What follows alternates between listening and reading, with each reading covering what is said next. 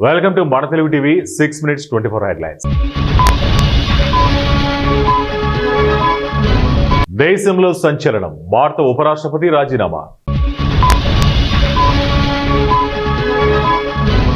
కర్ణాటకలోని ధర్మస్థలలో దుస్తులు లేకుండా మహిళల మృతదేహాలు.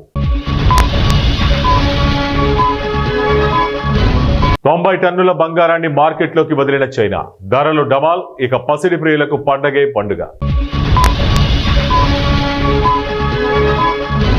పీఆర్సీ కమిటీని తక్షణమే నియమించాలి, ఏపీ ఎన్జీఓ అధ్యక్షుడు విద్యాసాగర్ డిమాండ్.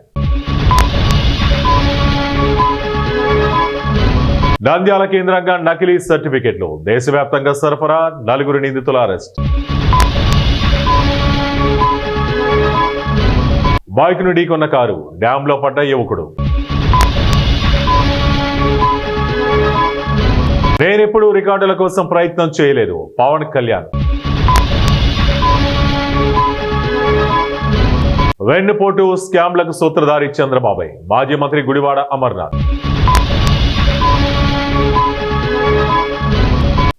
ఎస్పీ నీతో తాడో పేడో తేల్చుకుంటా, టీడీపీ నేత జేసీ ప్రభాకర్ రెడ్డి మరోసారి వివాదాస్పద వ్యాఖ్యలు.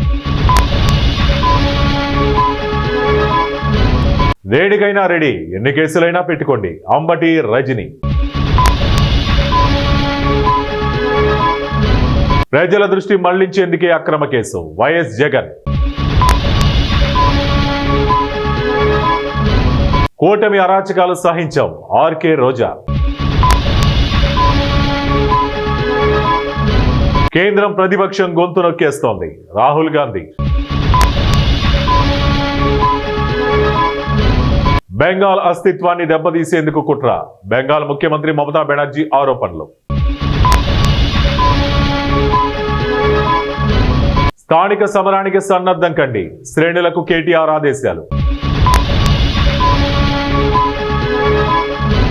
రైతుల్ని నిలువరించండి, ఎరువుల షాపుల వద్ద పోలీసులను పెట్టండి, సీఎం రేవంత్.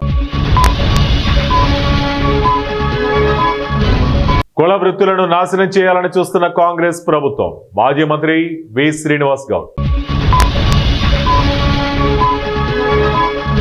పటాకుల ఫ్యాక్టరీలో పేలుడు, 3 మృతి, పలువురికి గాయాలు. పహల్గాంపై దద్దరిల్లిన పార్లమెంట్, చర్చకు పట్టుబడిన విపక్షాలు. అవినీతి జస్టిస్ పై అభిశంసన, తీర్మానంపై 200 మంది ఎంపీల సంతకం. సైబర్ దాడితో మూతపడిన 158 ఏళ్ల నాటి కంపెనీ, రోడ్డున పడ్డ 700 మంది కార్మికులు. డిజిటల్లో చెల్లింపుల్లో దూసుకుపోతున్న భారత్, నెలలోనే 18.39 బిలియన్స్ లావాదేవీలు. ఆ పథకం అమలు చేయాలంటే రాష్ట్రాన్ని నమ్మాలి, మంత్రి సంచలన వ్యాఖ్యలు. గ్రీన్ కార్డుకు ట్రంప్ రెడ్ కార్డ్, పెద్ద సంఖ్యలో ఉద్యోగాలు కోల్పోతున్న భారతీయులు.